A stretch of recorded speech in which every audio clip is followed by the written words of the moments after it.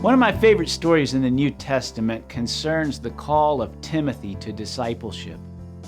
According to the New Testament, in the book of Acts, the Apostle Paul went to the backwater town of Lystra, where he found the young teenage Timothy, and he called him to a life of discipleship in Jesus Christ.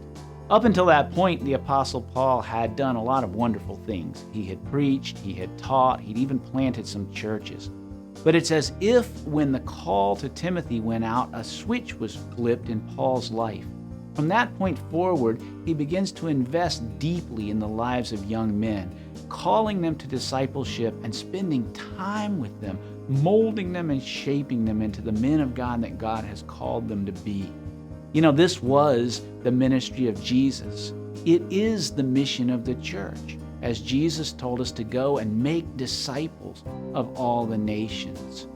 I've just come back from the West African country of Togo, where I was blessed to spend time with our great Mission Society cross-cultural witnesses, Beatrice and Asahu Kapuke. The Kapukes have an amazing ministry in Togo on many, many fronts. They care for a large group of widows. They take in a lot of abandoned young ladies, teaching them life skills and providing for them as they go to the vocational school there. And they're involved with numerous other ministries. But one that really touched my heart was Asahu's outreach to a number of young street boys there in Togo. Many years ago, Asahu encountered a young man that I'll call Daniel. Daniel was a totally homeless street kid with no options, but Asahu took him in.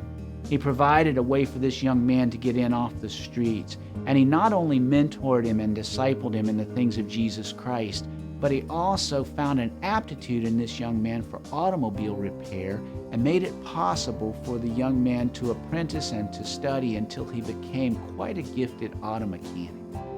One of the most beautiful parts of this story is that the young man I'm calling Daniel is now a grown man. And in gratitude for what was done for him, he's not only following Jesus, but he's also mentoring about a dozen young street boys of his own. Young men that he has called in and is beginning to teach about the things of Jesus and about automobile mechanics. He has become the very heart of what Paul would later write to Timothy in 2 Timothy 2:2. And what you've heard from me in the presence of many witnesses, entrust to faithful men who will be able to teach others also. What Asahu passed on to Daniel, Daniel is now passing on to others. And we hope that this will continue, because that's the very heart and essence of discipleship. In America today, it seems like discipleship often comes down to sitting for an hour a week with some people and filling in blanks in a notebook.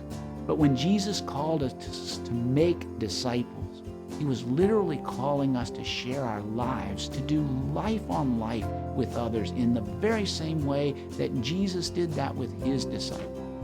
That's the mission we have here at the Mission Society as we mobilize and deploy the body of Christ to join Jesus in his mission around the world. That's the mission that Asahu and Beatrice Kapuke have taken on in Togo, and that hundreds of other cross-cultural witnesses are taking on around the world. And when you support the Mission Society, you help make this kind of ongoing discipleship a reality.